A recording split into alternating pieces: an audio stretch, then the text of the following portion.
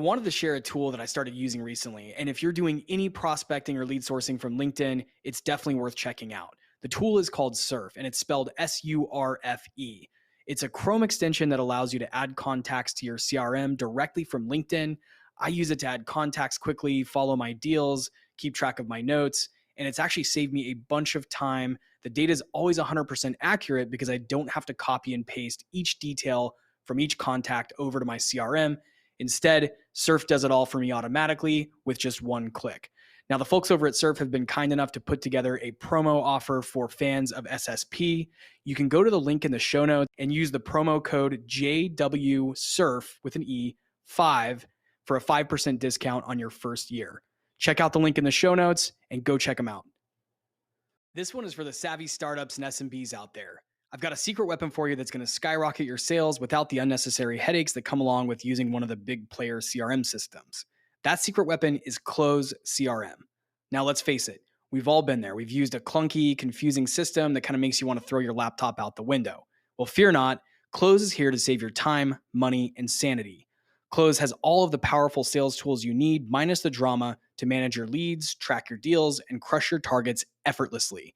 It has calling, emailing, SMS, multi-channel sequences, and it even has meeting tracking built right in. It's easy to set up and implement. You can stop screwing around with CRMs that aren't built for you and start selling and managing customers today. You can start a free trial using the link in the show notes, special for SSP fans. There's this really common analogy out there regarding software. You'll mostly hear it in venture capital circles, and it's vitamins versus painkillers. So the analogy is some software products are painkillers, right? They're like ibuprofen. If you've got a headache, you've got to reach for that ibuprofen and get that taken care of right away. In other words, there's some SaaS products out there and some tools out there that a business absolutely must have to run their business, to solve their major pain points, et cetera, et cetera. Now, some SaaS products are vitamins. They're really nice to have. You probably should have it, but you're not going to die without it. And frankly, it's not going to take away your headache right away. Again, nice to have versus must have. So we were on a meetup yesterday for the SaaS Sales Players private community, and the topic came up, and someone asked, what do you do if you're working in a SaaS company that is a vitamin company or a nice to have company versus a must have piece of software, right? And I've had experience at both types of companies. I've worked for companies that were a core business application. They were a must have painkiller, solving major problems for a company, and they could not live without it, right? I've also worked for a lot of SaaS tools and advised a lot of SaaS tools and founders who were building a nice to have product. Now, how do you succeed in a vitamin company when priority tends to go to the painkiller products, right? So here's a couple of ideas that I shared in our meeting yesterday that I wanted to pass along to you as the listener. It's if you find yourself right now, and there's a lot of SaaS companies out there that are nice to haves, they're vitamin companies. There's nothing wrong with these companies, again, but it's a little bit harder to sell them, especially in a climate like the one we're in right now, where certain technologies and products are going to take precedent over others. So what can you do to improve your sales, to get better at hitting your targets and those kind of things, and actually, frankly, make commission while you're in one of these vitamin selling roles? Let me tell you what I did and what I've seen others do that has worked really well. So it comes down to two things, and I'll walk through those two things that you can do today. One is you need to start really understanding your buyer persona in a way that goes much deeper than you've ever gone, or much deeper than your competitors are going, and maybe even much deeper than some of the reps at those painkiller companies are doing, right? So in other words, you need to really understand the day-to-day of who your prospect is, what it is that keeps them up at night. You need to understand what their biggest frustrations are, what things are victories for your prospects. And the better you can understand some of these things, the more likely you're going to start to posture yourself as a consultant or an advisor or a peer to your buyers. Now, some of the ways that I've done this in the past is I'll subscribe to industry-specific publications. I always try to get out and meet with prospects in person as often as I can.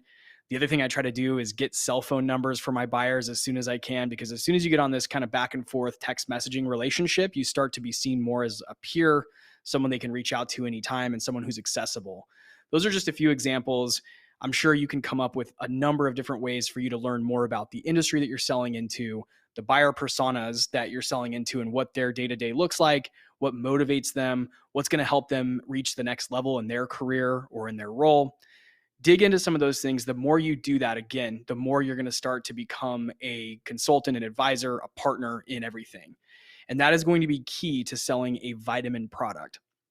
Is you're going to have to do that in order to squash the competition and help them tune out some of the other noise in the marketplace. Because again, even if they're not looking at your direct competitors, there's other competing solutions in the marketplace and competing priorities in their business that might drown out what you're selling, right?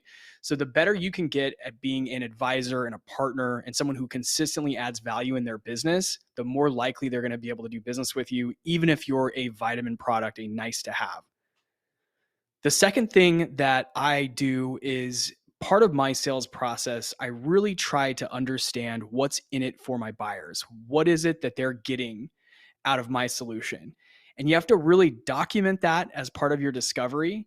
You need to continually ask that throughout the cycle. Almost every conversation after a certain stage should have some element of, hey, I'm reminding you why we're doing this, or you're reminding me what's in it for you as the seller. So I can continue to present that and I can continue to convey that message and we can keep things marching along.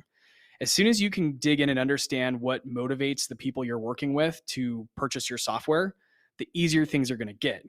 So unfortunately, there's a lot of nice to have vitamin companies out there. If you are at a company that is selling a vitamin and not a painkiller, keep an eye open for opportunities at a painkiller company. Having, again, been at both types of companies, it is a lot more lucrative to sell something that's going to solve major pain for your customers. That said, it's not impossible to sell a product that's a vitamin product or a nice to have product. You just have to start building out your relationships, posturing yourself as a consultant and a partner in their business, and really truly understanding what motivates them and tailoring your offering to highlight those things that are going to help get them from point A to point B. So I hope this helps someone out there, and thanks for tuning in.